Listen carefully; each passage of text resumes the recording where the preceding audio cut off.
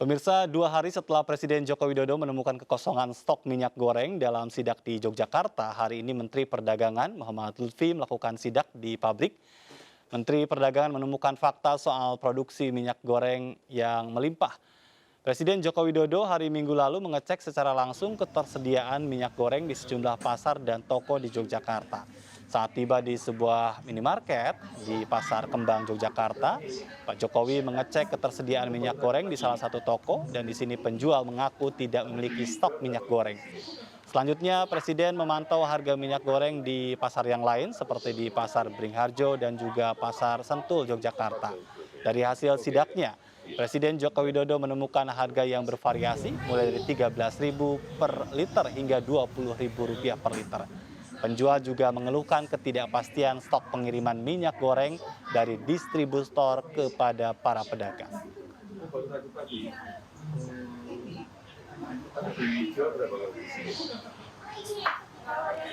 Inspeksi mendadak yang dilakukan Presiden Joko Widodo dilakukan untuk membantu pemerintah mengambil keputusan mengatasi permasalahan kelangkaan minyak goreng dan harga yang meningkat. Presiden segera memutuskan langkah-langkah yang akan diambil oleh pemerintah dalam waktu dekat terkait dengan minyak goreng. Sekretaris Kabinet Pramono Anung mengatakan Presiden Jokowi akan mengadakan rapat bersama jajaran selepas acara di Ibu Kota Negara Nusantara. Presiden akan mengadakan rapat intern untuk segera memutuskan persoalan yang berkaitan dengan minyak goreng. Selain itu, Pramono Anung juga menyebutkan pemerintah akan meminta para produsen minyak sawit mentah untuk memprioritaskan kebutuhan di dalam negeri. Pengecekan langsung stok minyak goreng yang dilakukan oleh Presiden Joko Widodo merupakan satu kelaziman ketika berada di daerah, termasuk untuk bisa mengetahui permasalahan tentang minyak goreng.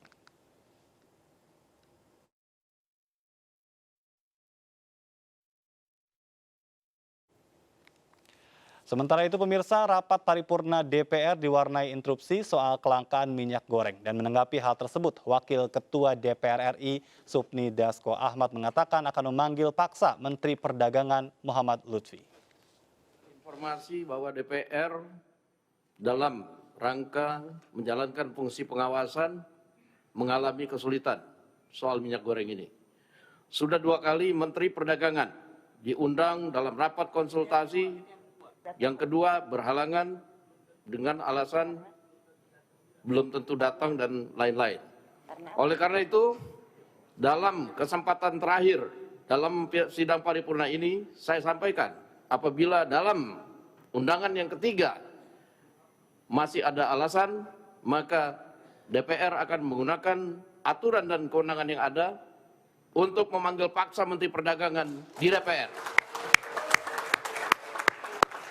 Kita minta, ya kita sama-sama, kan tadi dibilang rakyat menjerit, Menteri Perdagangannya ya begitu. Ini mau panjang apa mau pendek, kan begitu. Baik, terima kasih. Presiden memberikan perhatian khusus terhadap persoalan minyak goreng yang tak kunjung selesai, sementara DPR RI berencana memanggil Menteri Perdagangan Muhammad Lutfi terkait dengan krisis minyak goreng. Menteri Perdagangan akan dipanggil paksa jika kembali mangkir dari undangan rapat DPR. Dan untuk kembali membahas masalah minyak goreng, sudah bersama kami melalui sambungan Zoom, Edi Priyono, tenaga ahli utama Kantor Staf Presiden, dan juga Pak Deddy Sitorus, anggota Komisi 6 DPR RI dari fraksi PDI Perjuangan. Selamat malam Bapak-Bapak. Selamat malam. Baik, saya ingin ke Pak Priyono terlebih dahulu. Ini kabar terbaru yang kami dapat, pemerintah sudah mengambil beberapa langkah kebijakan sesuai dengan arahan dari Pak Presiden. Benarkah demikian, Pak Priyono? Ya, seperti yang tadi diumumkan oleh Pak Menko Perekonomian ya, bersama Pak Kapolri. Ada Pak Menteri Perdagangan dan Menteri Perindustrian di situ, tapi yang bicarakan dua itu. Dan kebijakan dirubah ya, dalam arti akan ada kebijakan subsidi. Subsidi itu diberikan tapi hanya untuk minyak goreng curah gitu ya. Nah, jadi minyak goreng curah harganya ditetapkan 14.000. Nah, nanti selisih antara harga keekonomian dengan harga yang ditetapkan pemerintah 14.000 itu ditanggung oleh pemerintah sebagai subsidi. Jadi misalkan harga keekonomian untuk curah 18.000. Iya.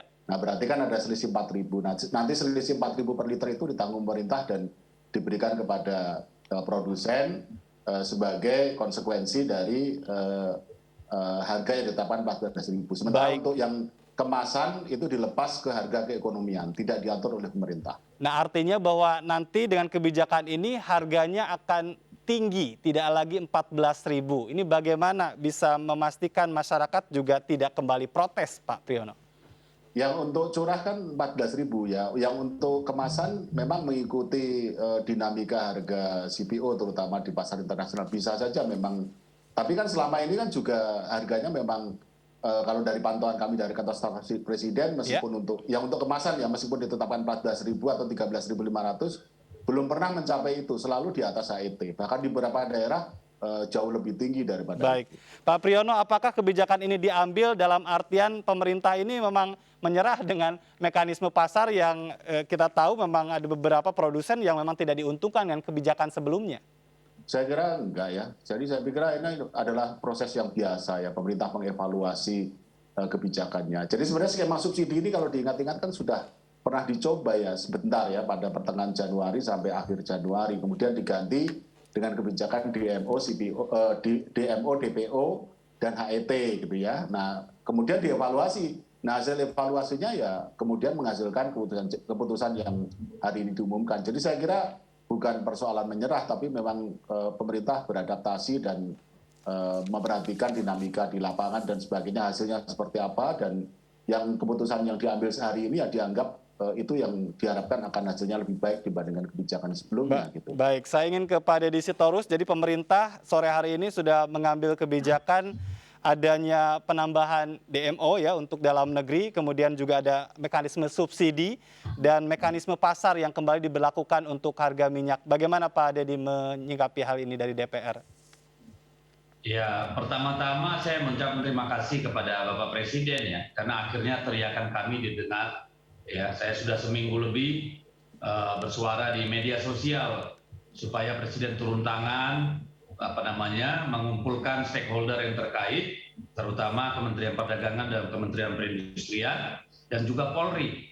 Tadinya saya berharap juga Bea Cukai diajak nih Kementerian Keuangan ya. Nah, terus terang kami di Komisi 6 dari November 2021 sudah bersuara meminta Kementerian Perdagangan untuk memperhatikan persoalan ini, melihat kenaikan yang terus-menerus, apalagi memperhatikan harga di luar negeri, ya, harga di pasar global. Nah, saya berterima kasih karena akhirnya usulan-usulan kami itu diterima, ya. Tidak saja soal koordinasi kementerian dan lembaga ini, ya, tapi juga termasuk soal yang paling mendasar sebenarnya. Yang paling mendasar itu apa? Adanya disparitas atau perbedaan harga antara pasar global, pasar di luar, dengan di kita. Ketika harga EET harga eceran tertinggi itu ditetapkan, betul, ya, ketika DMO dan DPO ditetapkan tanpa pengawasan yang maksimal, maka akan sia-sia. Bahkan kalau ini berterusan akan merugikan semua pihak, mulai dari negara, pelaku industri sampai rakyat jelata gitu. Iya. Nah, sekarang sudah terlibat kepolisian, yang harusnya jauh-jauh hari sudah terlibat, tapi terima kasih gitu. Yang perlu dijaga sekarang menurut saya tetap adalah implementasi di lapangan. Oke. Kita kan tahu persis bahwa bahan bakunya ada semua kok, berlebih-lebih gitu. Iya. Dan ekspornya ditunda sampai masing-masing memenuhi kewajiban DMO-nya, gitu ya. Tetapi kan karena disparitas yang terlalu tinggi, maka rantai pasoknya menjadi rusak. Karena apa? Insentif harga di luar negeri menjadi lebih tinggi sehingga terjadi kebocoran. Iya. Tidak saja mulai dari pabrik minyak goreng sampai distributor sampai agen gitu loh. Nah, ini yang kemarin dikatakan oleh Menteri Perdagangan bahwa bocor itu sampai 145 juta liter ke luar negeri gitu. Baik. Nah, sekarang tinggal bagaimana memastikan bahwa barang-barang itu ya CPO-nya disuplai ke minyak goreng, ke pabrik minyak goreng, lalu turun ke distributor, turun ke agen, sampai ke pedagang di bawah, di pasar dan sebagainya. Baik. Gitu.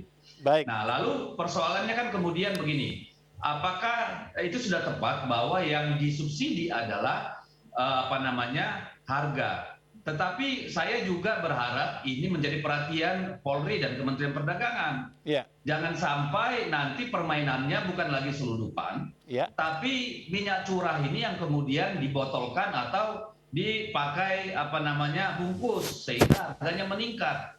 Nah, oleh karena itulah maka Kementerian Perindustrian harus bekerja sama dengan Kementerian Perdagangan dan Polri iya. untuk memastikan bahwa CPO masuk ke pabrik minyak goreng, terus rantai pasoknya itu supply chain-nya benar-benar berjalan. Kalau Baik. enggak ya akan terulang lagi.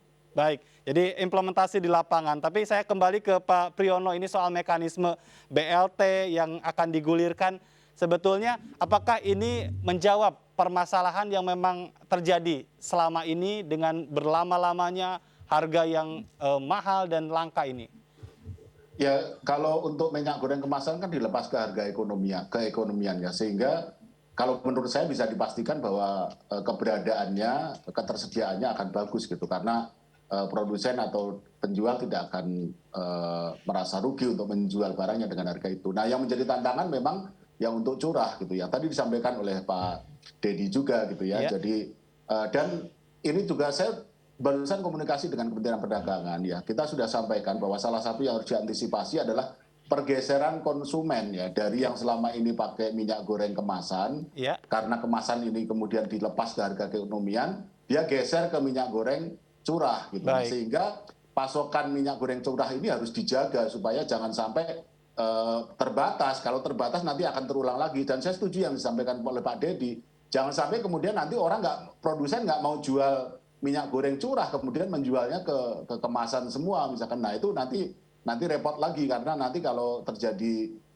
permintaan yang tinggi terhadap minyak goreng curah sementara pasokannya terbatas, Ya. itu nanti akan muncul masalah yang seperti kemarin. Baik, Pak Priyono, artinya kalau misalnya ini diberlakukan per kapan, Pak Priyono, maaf? Kalau menurut keterangan pers tadi diberlakukan per 16 Maret ya. Baik, Jadi artinya besok kalau sudah 16 Maret ada barang, berarti memang betul ya selama ini produsen itu menyimpan barangnya karena harganya tidak sesuai dengan apa yang memang mereka inginkan, begitu ya? Saya nggak mau bilang begitu ya, tapi kita akan monitor. Kantor staf presiden selalu monitor per hari dan kita membuat laporan. Nanti kita monitor ya. Kita harapkan sih harga seperti yang ditetapkan pemerintah dan juga ketersediaannya baik. Baik, nanti kita akan bahas lebih lanjut lagi. Ini berkaitan dengan kebijakan minyak goreng ini. Tahan dulu Bapak-Bapak dan pemirsa, kami masih akan kembali. Tetaplah bersama kami di MNC News Prime.